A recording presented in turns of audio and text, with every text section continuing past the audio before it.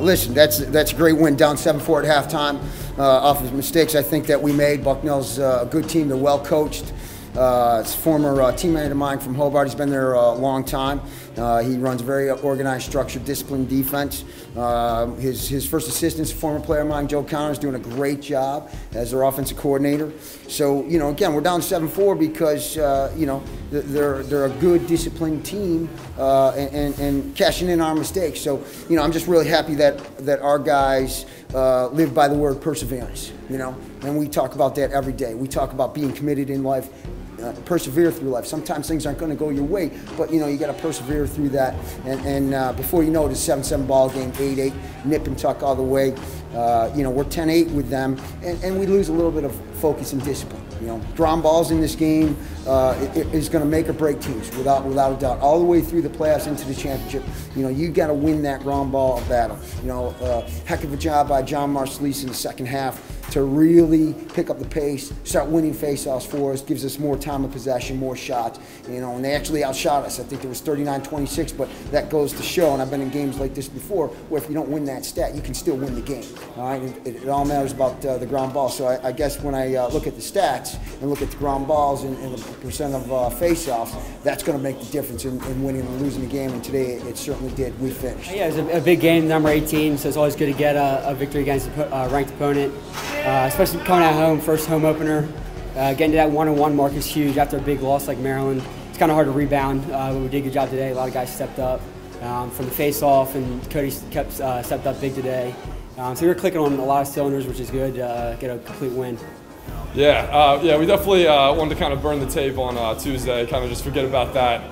They were a great team, but we didn't play our best either. So just kind of forget about that. We focused on Bucknell as soon as we got back in the locker room down there.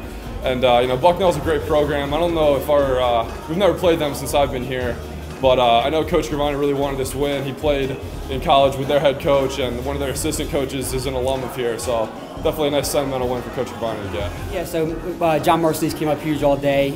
Got a lucky bounce to me off that face-off. He got possession quickly. I made a break from the box, made one guy miss, and I tell Cody every day in practice, just break hard when I'm coming down the right alley. Similar to the goal against Bryant where he had behind the back a couple years ago. So I'm always looking for him. He did a good job to get open and stuck it, which was good. Yeah, that was a great face-off win from John Marcelise. He stepped up big in the second half today. And then Scally got a nice play, picked it off from John.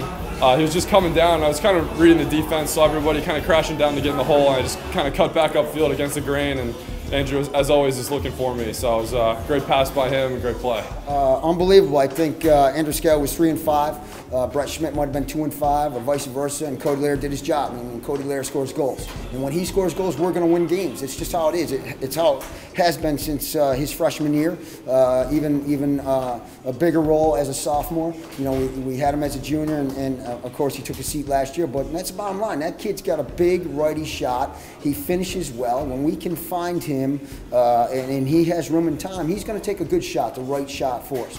We also got a first-time goal from a young man who saw time in the Maryland game, Alex Perota.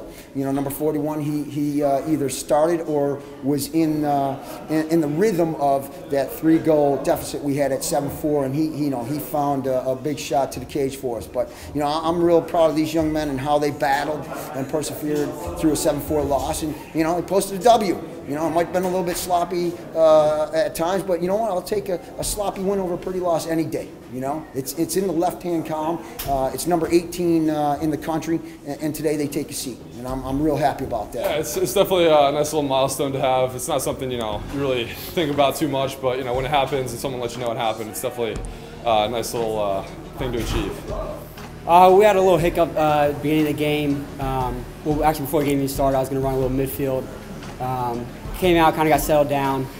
Like I said, it was back and forth the entire game. Came out hot. I kind of let the game come to me today, which is good. Guys got open for me and we're sticking shots, and it makes it easy to get the ball a lot more than we did against Maryland, so it was good. You know what? He won the goalie battle after the Maryland game. I quoted in the paper that we would go with him, but we made sure that he earned it in practice, and we tracked the amount of goals or saves each goalie made, and he won it. He won it hands down. He earned the job. He's a little bit shaky for a first-time starter with clearing the ball, but we'll work on it in practice, and we expected that. but he did a nice job saving the ball, and that's what we need in the net first. We need a goalie that can save the ball. I'm going to be honest, my job's pretty easy with playing with Brett and Scally. The way those guys can dodge. I just try and get myself open off ball and try and get some shots off. So it's really those two guys that really, are the ones starting it up, and I just have to finish it, put it in the back of the net.